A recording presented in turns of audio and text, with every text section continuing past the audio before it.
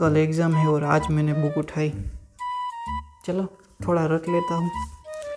1 eV is equal to energy required for the accelerate the electron. 1 eV is equal to energy required for the accelerate the electron. 1 eV is equal to energy required for the accelerate the electron. ये रट रट के सारा क्या करूँगा, साला तंग आ गई इस बोरिंग सी थियरी से। चलो बावन सर का फ़ोन करता हूँ, कुछ अलग रीत से सिखाएंगे। चलो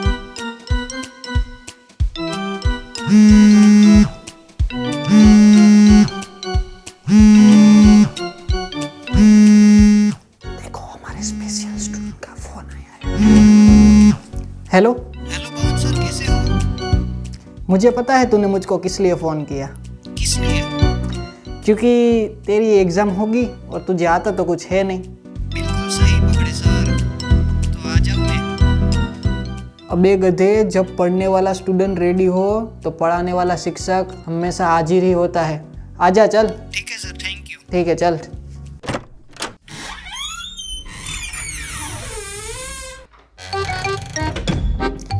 आइए आइए जनाब, बिराजिए।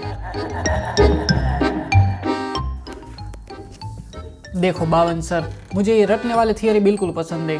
आप मुझे एग्ज़ाम के लिए ऐसी कोई आप तड़कती फड़कती रीत बता दो। वो क्या है कि एग्ज़ाम में मुझे फिजिक्स के कंसेप्ट के अलावा सब कुछ याद आता है।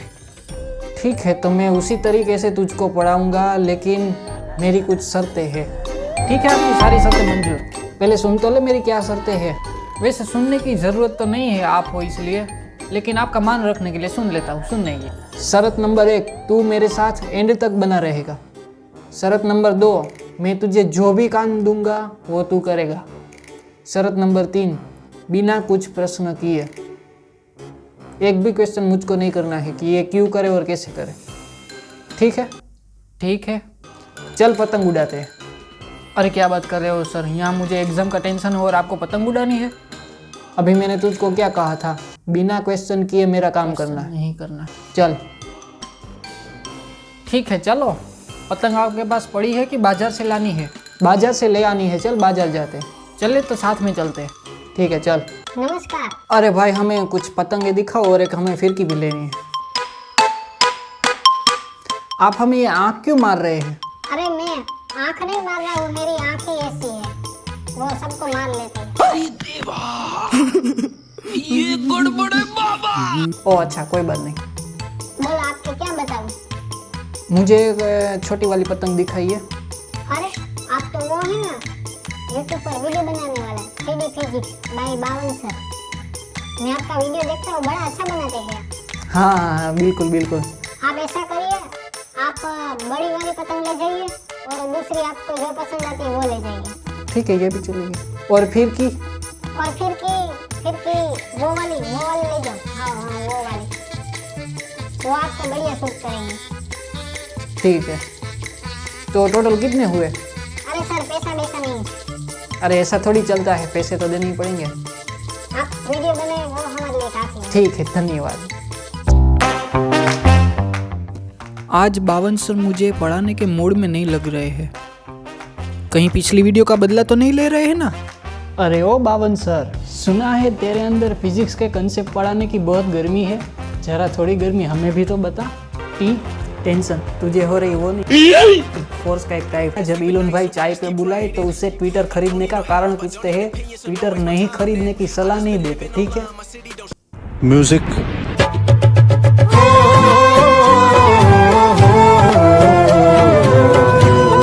अरे गधे, एक टीचर पढ़ाई के मामले में कभी बदला नहीं लेता। वो नॉर्मल इंसान करता है, टीचर नहीं। अरे इनको मेरे मन की बात कैसे पता लग गई?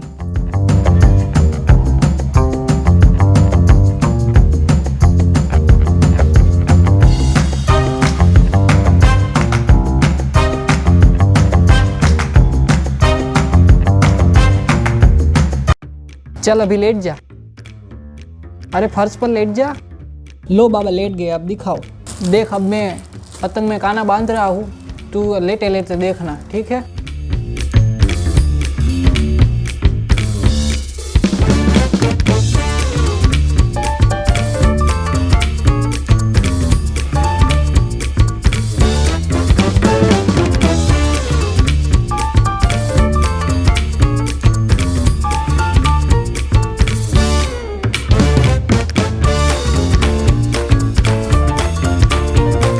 देखा ध्यान से, तुझे कुछ दिखा? अभी भी नहीं?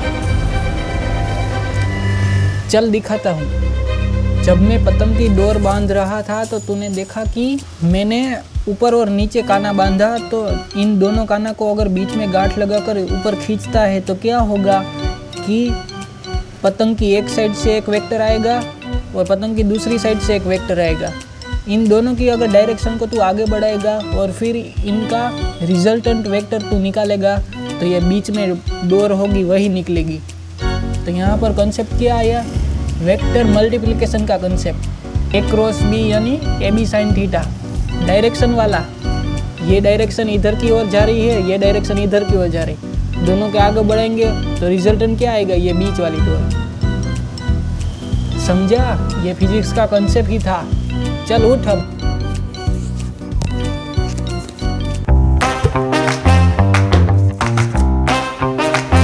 छोटी पतंग उड़ेंगे तो क्या होगा? फटाक से उड़ जाएगी। मैं वैसे नहीं कह रहा हूँ, अगर ये छोटी वाली पतंग उड़ाएंगे तो क्या होगा? विंड का फोर्स पर एरिया ऑफ पतंग कम होगा, यानी उंगली कटने का चांस सबसे कम।